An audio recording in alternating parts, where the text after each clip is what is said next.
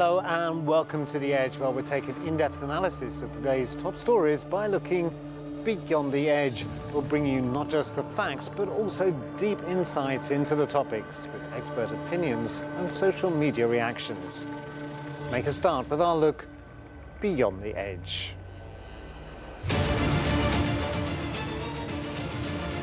Qatar's aid envoy said that it will soon resume funding for civil servants and poor families in the Gaza Strip under a new mechanism involving the Western-backed Palestinian Authority and the United Nations.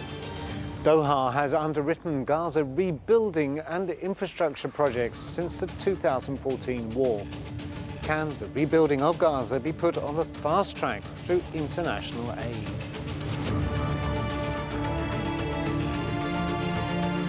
The spokesperson for the German Foreign Ministry said that Russia is responsible for a renewed cyber attack on the German parliament, adding that such behaviour is unacceptable and a threat for Germany ahead of the elections at the end of this month.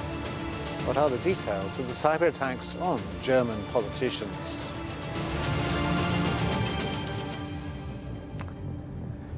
And FIFA is investigating the abandonment of the Brazil-Argentina World Cup qualifier, with its president Gianni Infantino labelling the events crazy.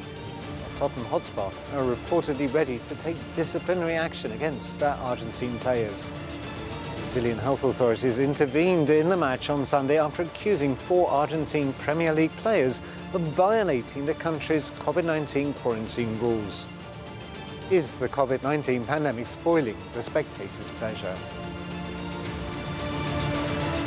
So, these are the 3 top stories that we'll be taking a look at today from Beyond the Edge. Let's get started.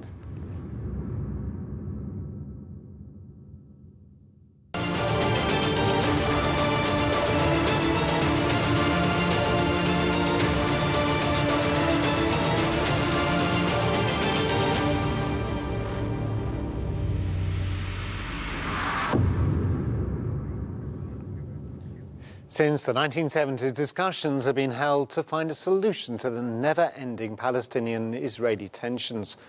What proposals have been put forward? Our following infographic explains.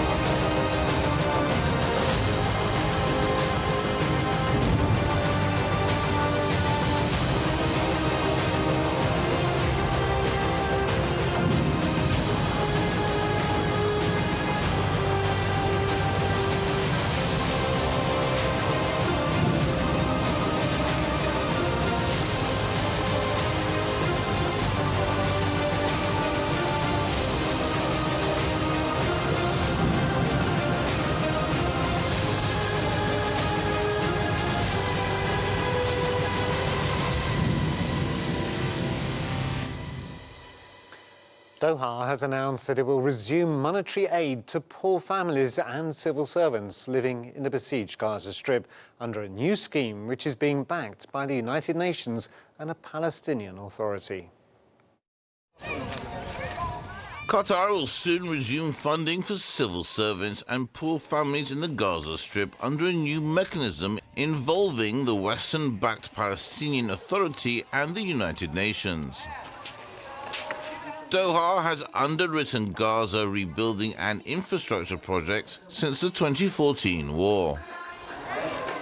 Envoy Mohammed al-Emadi said after meeting Hamas leaders in Gaza that Qatari stipends for civil servants and poor families suspended since May would resume in coming days. Gas-rich Qatar used to spend $30 million per month to support needy families and Hamas-hired public servants. Hamas has endorsed a new payment mechanism involving the rival Palestinian Authority of President Mahmoud Abbas, as well as the United Nations. After 54 years, a funeral has been held to honour a Jordanian soldier who was martyred while defending the city of Jerusalem in 1967, after his remains were discovered during construction work. A Jordanian soldier killed in the 1967 Middle East War was given a military funeral and laid to rest in East Jerusalem on Monday, in an extraordinary scene that pointed to improved ties between Israel and Jordan after many years of tension. The soldier's remains were discovered last month during construction work at Ammunition Hill, the site of a famous battle between Israeli and Jordanian forces. Funeral prayers were held at the Al-Aqsa Mosque, and a Jordanian honor guard in uniform, with red checkered headscarves wrapped around their faces, carried the casket to a nearby Islamic cemetery. Jordanian officials as well as Palestinian representatives attended the funeral. Israel and Jordan signed a peace agreement in 1994 and maintain close security ties. However, tensions over Jerusalem and the peace protest with Palestinians spiked during the 12-year rule of Israeli Prime Minister Netanyahu, who was replaced in June. Jordan is a close Western ally that has long been seen as a bastion of stability in a volatile region. The destruction in Gaza is affecting people's daily life, but we hope that a resumption of payouts and a full border opening will have a clear and positive impact on improving the living reality in the Gaza Strip. For now, let's move on to our next topic to speak about Germany's accusations regarding cyber attacks by Russia. Relations between Germany and Russia are wide-ranging and have seen several ups and downs. Our following infographic has more about the relationship.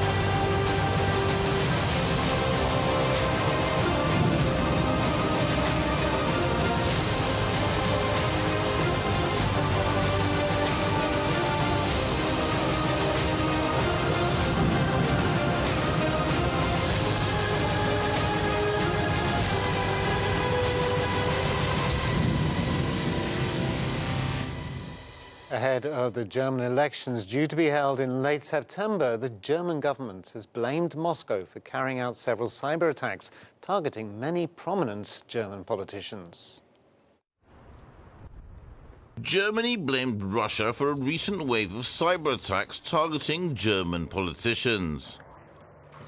The Foreign Ministry spokeswoman Andrei Sass said that the federal government strongly urges the Russian government to stop these unacceptable cyber activities with immediate effect. Sass said that the hacker outfit called Ghostwriter had been combining conventional cyber attacks with disinformation and influence operations, and that activities targeting Germany have been observed for some time. Most recently, several lawmakers from the governing coalition parties are said to have been affected by the hack. Sass said that ahead of Germany's federal election on September the 26th, there are attempts to obtain personal login details of federal and state lawmakers with the aim of committing identity theft. I'm now joined from Londonderry in Northern Ireland by Professor Kevin Curran, who's a cybersecurity expert. Professor Curran, thank you so much for joining us again here today on The Edge. The discussions of cyber attacks against political targets is something which should be very unnerving. What can you tell us about the latest accusations, particularly referencing Germany and Russia? Yeah, the German authorities have blamed Russia for targeting their members of parliament and for trying to access systems. Now, there is a history here. In 2015, which is 6 years ago, Germany accused Russia also of causing a cyber attack on the Bundestag, which is the German government, and actually it took them days to fix their system. So, of course, we have a history with Russia, with East Germany, again, for many years again, so that Germany and Russia would be suspicious of each other in the geopolitical situation. But it's quite unusual still for European countries to call out another European country for cyber hacking so blatantly. So, why is it, do you think, that apart from the previous experience, why do you think it is that they've specifically accused Russia as opposed to just announcing that there's been a hack? You're correct. When it comes to cyber warfare, it can be hard to attribute a hacking case accurately because, of course, hackers are able to bounce off different locations, hide their IP address, use certain tools which really obfuscate who they are. But generally, you can tell if you have enough resources, when you analyze attacks, you can tell from where they came from, time of day, from travel. There's certain things you can have. Also within the code. It's very hard when you're writing long, sophisticated attack code to actually hide what you do, to hide your true identity. So generally, you will always be found out, but you've got to have caution in the early days of any attack until you properly investigate it to truly attribute who is the country behind it. And of course, that they have believed truly, and they have arrested someone as well in this behalf. So there is prior, evidence of other attacks from Russia. So again, I would put my faith in the German authorities in this case to have correctly identified the source of the attacks. Can you just unpack for us a little bit what actually is meant by a cyber attack? It's a very exciting word, yeah. and it's one that we bandy around, but most of us don't really understand what it is. We just imagine there's some nerd in the corner tapping away at a keyboard and getting inside, but it's more sophisticated than that, isn't it?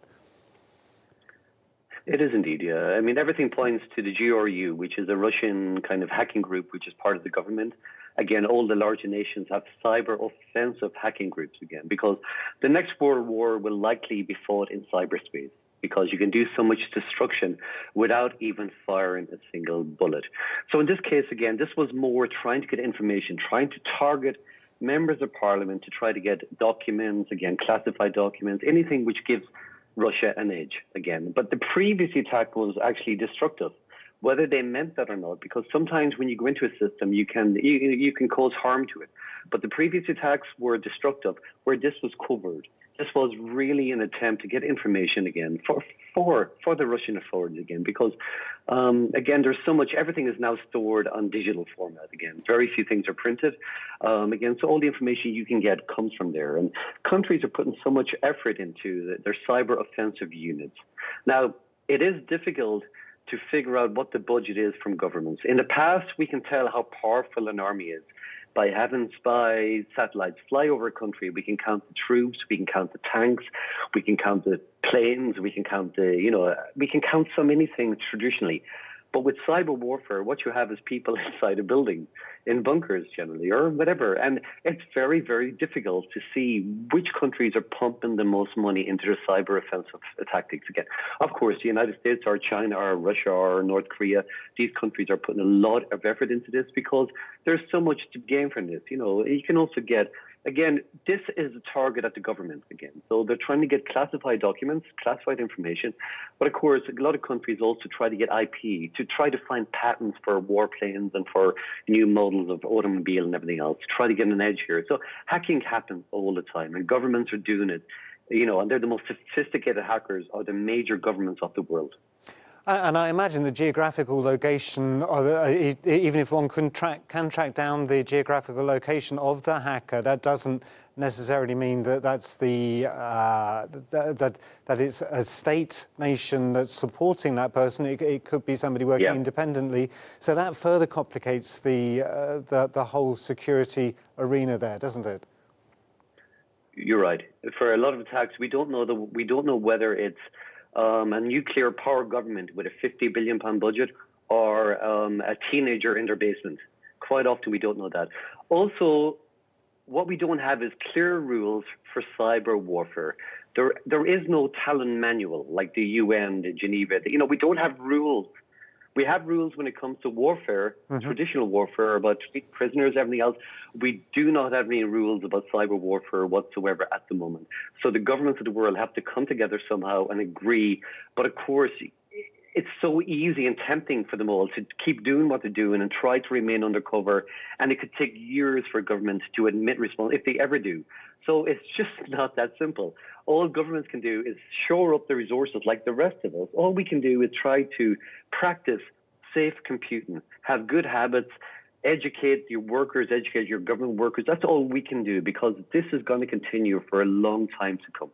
I just want to pick up on the point that you just raised. It was something that was raised earlier this year as well. Should there be an international treaty like the Geneva Convention for wars, or should there be treaties put in place by governments to prevent this sort of destructive behaviour? And if it were put in place, how enforceable would it be anyway? There should be. And again, the Talon manual from Estonia was developed about 9 years ago to try to address cyber warfare, the limits of it, the applicability, where it goes. Again, of course, we know nowadays that we're seeing with ransomware attacks that hospitals have been crippled. In Ireland is still recovering from a ransomware attack over a month ago. The healthcare system is just on its knees again. So we have to have this. We have to agree what's beyond the pale, what is acceptable, what's in whatever, and again, I guess every country will say this is not acceptable. No hacking is acceptable, but that's not being realistic, and it's going to happen. But we do need it. But I really would not like to be the person who sits down and tries to create this binding agreement between nation states, because it is just very, very complex. So in the political realm, we can see that there's the traditional collection of intelligence, of data, of, as you say, fact sheets, blueprints of weapons and so on.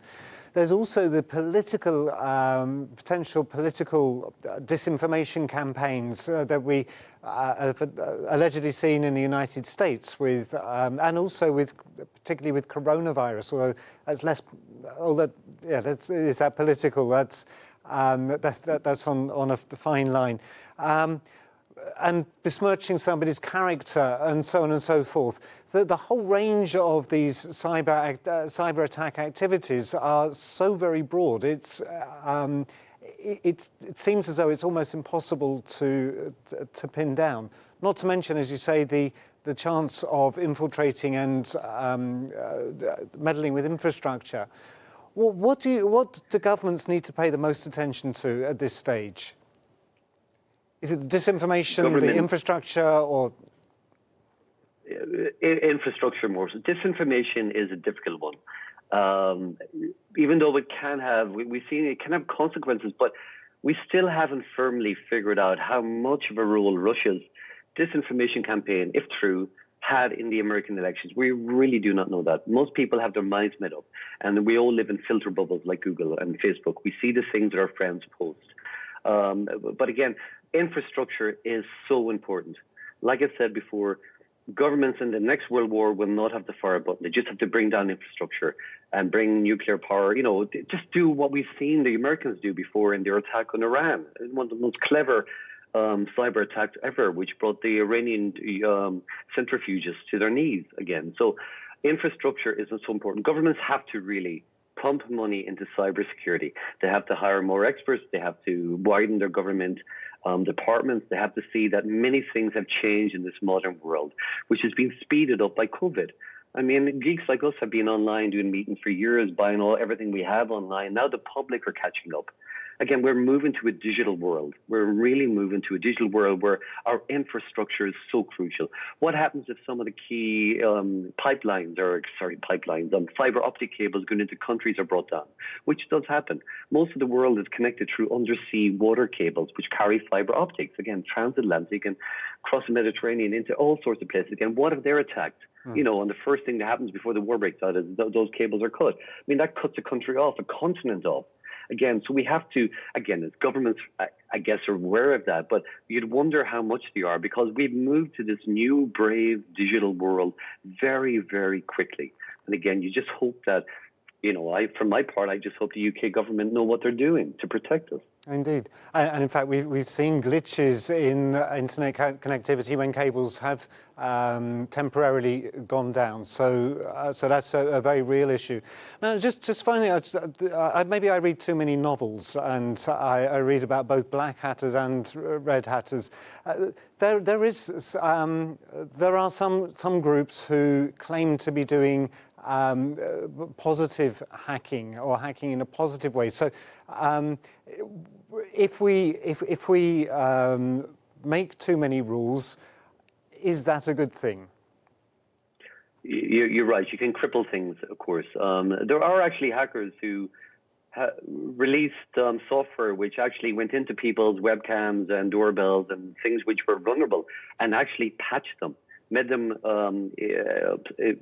safe for hackers who were taking them over, because they realized this is a problem, of course, that a lot of the cheap devices we buy, such as cameras and doorbells and whatever, they actually are often the weak point in modern security in our homes and in our offices again, because these things are resource constrained, they're very cheap, they don't have any updates generally. Manufacturers are trying to make a quick buck. So we've seen hackers actually doing positive hacks. Again, now they're breaking the law in theory, but again, who's going to jail them for doing that again? So there are, of course, there's more white hats than there are black hats again. Most cybersecurity experts are very honest and just want to do the right thing. But of course, it's very tempting. There's a lot of money to be made there. Sometimes I've wrestled with it. I can make more money doing hacking than I can in my university, but do I want to do that? I'm an honest guy. Excellent. Well, keep on doing what you're doing, and let's hope that that people use their talents for the good and take the world forward. Professor Kevin Curran, thank you so much for joining us again here today on The Edge. Fascinating speaking with you. Thank you. German officials say that security authorities had informed the German parliament at least 3 times this year about cyber attacks by a foreign intelligence service on parliamentarians, adding that these attacks could serve as preparations for influence operations, such as disinformation campaigns connected with the parliamentary election. The coming days will show how Russia will react to these accusations. For now, let's move on to our final topic to speak about the suspended match between Brazil and Argentina. With 211 affiliated associations, FIFA gives financial and logistic support through various programs. Our following infographic has more about the organisation.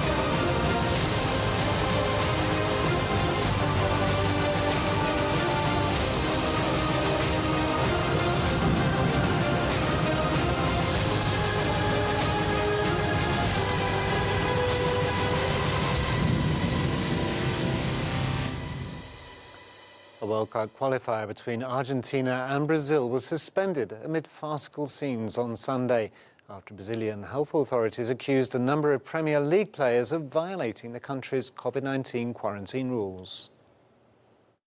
A World Cup qualifier between Brazil and Argentina was suspended on Sunday. Brazilian health officials took to the field to accuse a number of Argentine players of breaking COVID-19 quarantine rules. Just 5 minutes after kickoff, officials walked onto the pitch and led off the trio of Christian Romero, Giovanni Lo Celso and Emiliano Martinez, as well as Emiliano Buendia, who was in the stands. The scene has been described by some as a farce. Under Brazilian rules, visitors who have been in the UK in the past 14 days are forbidden from entering the country unless they are Brazilian citizens or have permanent residency. Brazil's health regulator, Anvisa, said it had received reports that the 4 Argentine players had provided false information on their pre-flight health declarations. The regulator said they had issued ample warnings that they must isolate, but when the instructions were ignored, they asked the federal police to enforce the isolation ruling. Brazil currently leads the South American qualifying group for Qatar 2022, 6 points ahead of the second-placed Argentina. The top 4 qualify automatically for Qatar. And to discuss this, I'm joined live from London by sports journalist Ben Jacobs. Ben, thank you for joining us again here today on The Edge. Can you hear me? Yes, good evening. Sorry, I wondered if we were connected. So, but Ben, unusual situation. 2 South American teams went onto the pitch to play a game, and 5 minutes later, the police came on and stopped the game. Now, one might expect that would be because of rioting or some untoward activity, but can you tell us what happened?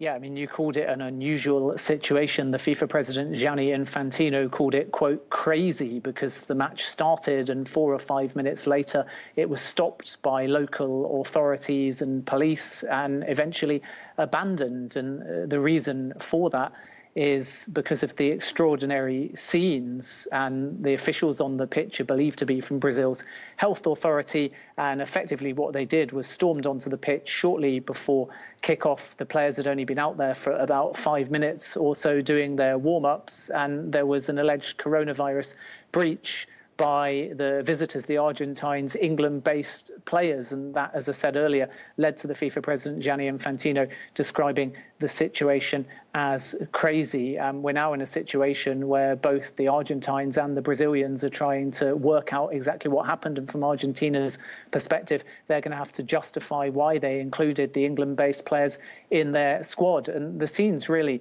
are very disappointing from a football perspective, because it should never have got to the point where the players were out on the field if there were issues over certain individuals and their ability to have entered Brazil and play in the match. That should have all been sorted out in the paperwork long before they ever got on the field. And the 4 players in question haven't specifically been named, but we do know them to be affiliated to English Premier League clubs, and they are Emiliano Buendia and Emiliano Martinez of Aston Villa, and Giovanni Lo Celso and Christian Romero of Tottenham Hotspur. And they all started the game that took place in Sao Paulo, and the officials, as I say, first had a problem with this in the warm-up, and then as the match started, it was soon called off and abandoned. So as you can see from the photos there, absolutely extraordinary scenes, and we now need to work out exactly what the fallout is going to be, because it has implications for the Premier League as well, because these players are going to be potentially fined, and they're certainly going to miss the weekend matches, because as they return to the English Premier League, they'll have to face 10 days of quarantine, which means that their clubs are also going to suffer as well as their country. And of course, that raises an interesting question, doesn't it? Because the fact that their return to England, they know the UK laws about rules about quarantining after returning from a foreign country, and changes from country to country. So they must have had very much in mind the penalty, if you like, that they'd have to pay on returning from Brazil. It's really amazing that the many authorities involved in setting up the game between Argentina and Brazil hadn't thought the same things as well, and hadn't ironed this out before the game. That's really the biggest question, isn't it? Well, it's one of the questions, but fundamentally this is a fixture like any other international fixture during the international break, and every single country has different rules and regulations. And there are some countries that are in red or amber zones that when they have a home international fixture choose to play at a neutral venue because they know that the visiting team and even some of their own players, if they've travelled from international countries, won't be able to get back to their native soil. But in this particular case, it should have been far simpler, because ultimately those that could enter Brazil knew they could, and those that were trying to enter Brazil from the UK effectively either knew that they couldn't or knew that they would have to come up with a certain agreement in order to get into the country. So the real question actually concerns the Tottenham duo of Gianni Vani Lancelso and Christian Romero, and they're the ones that are probably going to get fined. In fact, they definitely will be fined, because there is an allegation that their actual paperwork to get into Brazil in the first place was fabricated. Right. So ultimately they were never eligible, and that's the key question. Whereas with Aston Villa's Emi Buendia and Emi Martinez, they actually both followed an agreement specifically set out with their club over the international break, and there's no suggestion that they will be disciplined for their actions. So there's kind of two separate questions. The Tottenham Hotspur players seemingly had paperwork that had been fabricated specifically to play in the game, and that's why they'll be punished and fined. And the Brazilian authorities and the Brazilian Federation will level questions at Argentina as to why they allowed that to happen, or if they even knew about it in the first place. But with the Aston Villa pair, there was an agreement to provide an exemption to allow them to travel from England to Brazil, which after they arrived was not upheld by the Brazilian health authorities. So there's a whole different question around those two, because the players would argue that they followed clear instruction and had every right to be involved in the game, only to find that the Brazilian health authorities still objected to their arrival because they'd entered from England, which is deemed to be high risk. Obviously, falsifying any information on any official document is something which everyone should avoid at all costs, and that is a very serious question. But in terms of creating exemptions for local rules, as you say, Infantino requested exemptions for these footballers to travel internationally. Is that fair, given the fact that most of the world are tied down to where they are? Is it fair that sportsmen or others should get special treatment? Well, I think that there's a number of questions here, and it's certainly a good point to raise. First is we are coming out of a pandemic, and we know that any international footballer is going to have to travel a variety of different ways and routes, and sometimes stop off at other countries to actually squeeze in these international qualifiers, because we've got a Qatar World Cup to fulfill next winter. So we've actually got a very difficult situation where during the international break, players that are scattered around the world are having to return to their native countries, or if they're the visitors, go to a different country within their confederation and play 3 different games. And that's tough. You know, we're squeezing in 3 international qualifiers ahead of a World Cup for a variety of different nations, effectively into the space of 9 days. And we've got COVID on top of that. I think where it becomes fair is that anybody in most industries that can justify the need to go to a country in order to work can potentially have an exemption. And these are footballers that ultimately are being told to play by their federations, and presumably if they have health concerns they can opt out of that selection. And then once they've been told they have to play and travel, they have the opportunity to gain an exemption because they are following a different set of rules, and that different set of rules requires a more stringent set of testing. So a footballer anywhere at their club will be doing PCR tests every couple of days and lateral flow tests every single day, and as a consequence you could argue that they are lower risk. On top of that, perhaps they're on chartered flights, so they're not necessarily overlapping as much with the general public. Yes. So you can make a few arguments along those lines to suggest that they're lower risk, and that because they're there to work and because they're being told to play the fixture, the decision's taken out of their hand, and that's why they're given exemptions to travel. But the key question is then, what do they do when they arrive? So another kind of subplot here is not just how they got there and should they have been able to travel. And I'm sure the footballers would say largely some of that is above their pay grade, but then when they arrived there were quarantine rules about how long you have to arrive before the game, how long you have to quarantine in Brazil. So when we talk about potentially an alleged fabricated paperwork, we're not just talking about did they fill in the forms correctly to begin with, because everyone knows these are English players at English clubs, so we know where their destination they came from was. There's no denying that, there's no fabricating that. But ultimately, did they soft quarantine for the correct length of time? Did they fly out on the right date? Yeah. And seemingly in Tottenham's case, Tottenham didn't know any of this. They didn't know their outbound date. They didn't know their chartered flight number. They didn't know when they were arriving. They didn't know if they were testing upon arrival. They didn't know if they were quarantining upon arrival. And this, I think, is why the Brazilian health authorities feel so angered by the situation. They probably are taking a look at their Instagram accounts to catch up with the details. It's one of the vagaries of being a public figure that that people tend to keep track of you. But also, there's the question of if people playing in foreign players playing in a local team don't go and play in their national don't fulfil their national team obligations.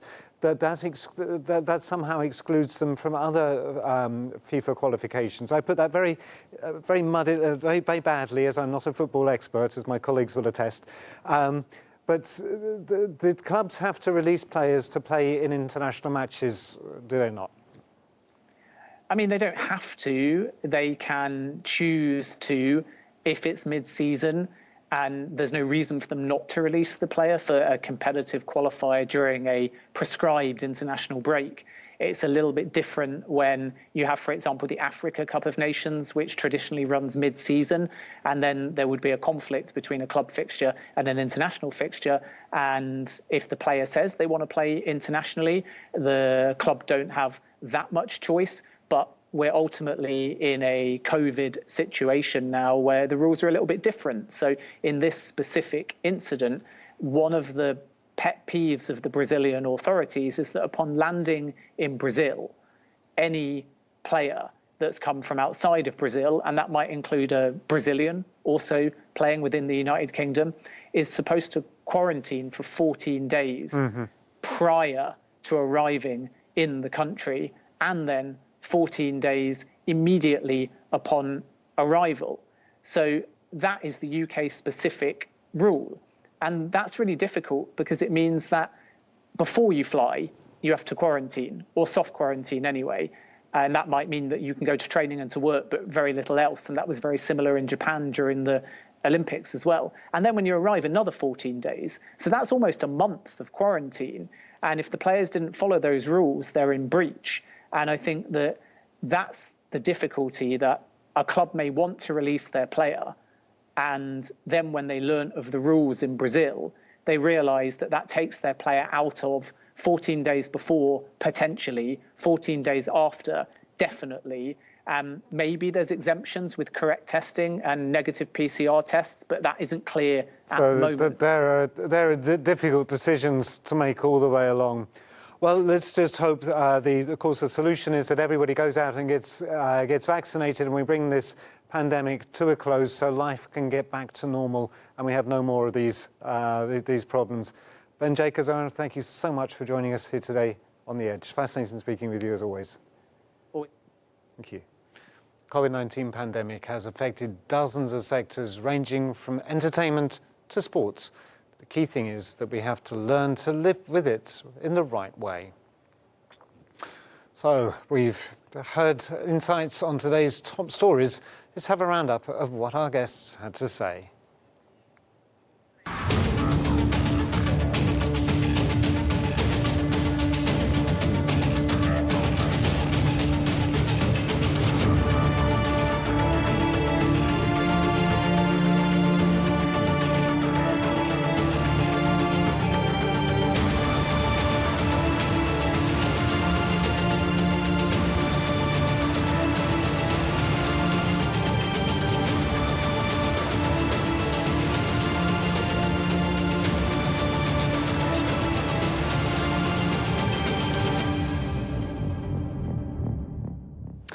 Before closing our programme, let's take a look at social media to hear your voices and reactions on today's top story, shared with the hashtag Gaza under attack.